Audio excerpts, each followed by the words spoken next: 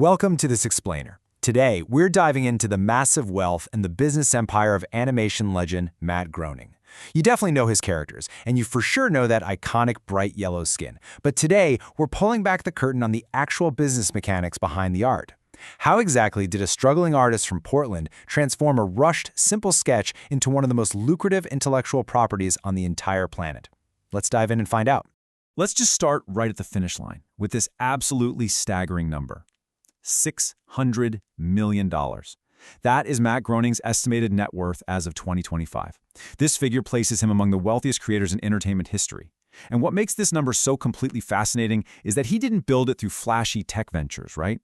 No celebrity endorsements, no Wall Street day trading. He built this through the sheer, enduring power of his creative vision and, as you'll see, some incredibly shrewd business decisions.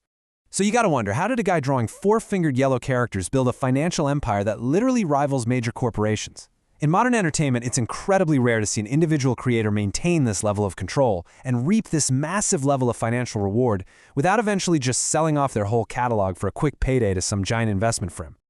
To really wrap your head around Groening's wealth, you have to understand that The Simpsons isn't just a TV show anymore. No, it's an intellectual property juggernaut, worth an estimated $10 to $15 billion in total revenue since it debuted in 1989.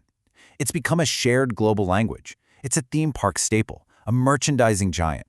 It's basically influenced virtually every animated series that came after it. Groening's personal net worth is a direct reflection of his massive ownership stake in this multi-billion-dollar ecosystem. Okay, moving right along to Section 1, Engines of the Empire, breaking down the billions. So how exactly does a cartoon generate billions over 3.5 decades? Well, let's look at his estimated annual royalty breakdown. And just to be clear, this isn't his total net worth we're talking about. This is his recurring yearly revenue. He pulls in an estimated $15 to $30 million annually from syndication alone. Add in the merchandise, add in the streaming deals, and you're looking at a cool $30 to $50 million every single year in passive royalties. It's mind-blowing. To put the sheer scale of that massive pie into perspective, think about the 2007 Simpsons movie. That brought in an incredible $527 million at the global box office, a massive Hollywood blockbuster hit. But compare that to the $5 to $7 billion generated by television syndication or the $3 to $5 billion in retail sales. That massive movie is literally just a tiny slice of his financial pot. You can honestly think of this intellectual property as a perpetual motion machine. The new streaming era with Disney+, that just adds fresh fuel to a fire that 90s syndication and merchandise started decades ago. The show airs in over 100 countries, fans buy the merchandise, they visit the Universal Studios theme park attractions, and now a whole new generation is binge-watching the entire catalog on streaming. It's an incredibly diversified revenue stream built entirely around one single core brand. All right, Section 2, protecting the intellectual property. Let's talk about the billion-dollar decision. How did he actually secure his slice of this pie? It all comes down to the year 1985. Way before the wealth, Groening was an underground artist. He was making a comic strip called Life in Hell, spending years bussing tables, working at a record store, until that comic caught the eye of Hollywood producer James L. Brooks, who basically wanted to adapt it for the Tracy Ullman Show. Now here is the absolute game-changing turning point. Groening was terrified of losing the rights to his life's work. Standard Hollywood contracts back then usually meant surrendering complete control to the studio. He thought, if this new television show fails, his beloved comic characters could be locked up in legal limbo forever. So, what does he do? In an act of pure, on-the-fly business preservation, he literally sketched the Simpson family while waiting in the lobby.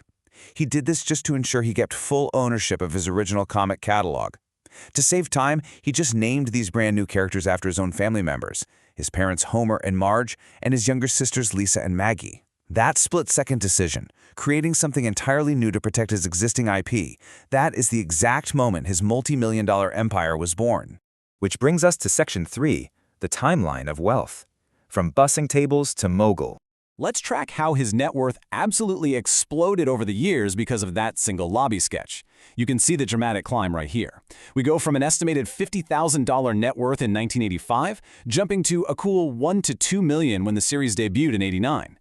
Then, look at 1997, peak syndication pushes his wealth right to the $100 million mark. And fast forward to 2025, it hits that staggering $600 million. And you might think the 90s were his peak earning years, right? Actually, scratch that. Global syndication and movie revenues pushed his 2000s earnings even higher, averaging up to $50 million annually. Even today, in the 2020 streaming era, he maintains an incredibly stable $25 to $40 million a year. That kind of prolonged, decades-long earning power is practically unheard of in entertainment.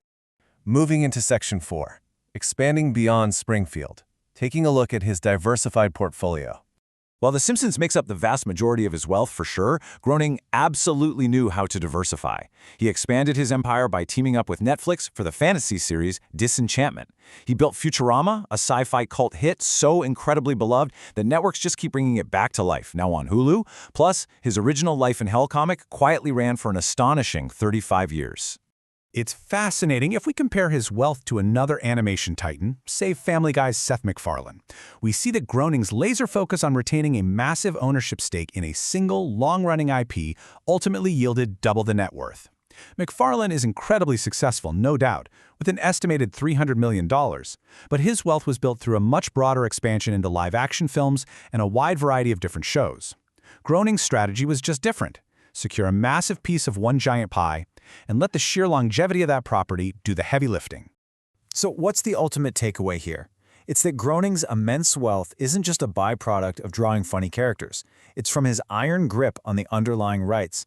By holding on to his creative control from that very first anxiety-inducing meeting in 1985, he ensured that every single t-shirt sold, every theme park ticket scanned, and every single episode aired directly contributed to his bottom line. So I'm going to leave you with this final thought to ponder. As modern creators rush to sell their catalogs to investment firms for a massive, quick payout today, is Matt Groening's $600 million empire the definitive proof that holding on to your intellectual property is the smartest business move you can ever make? Thank you so much for joining me as we decoded this empire in today's Explainer. Keep questioning and keep learning.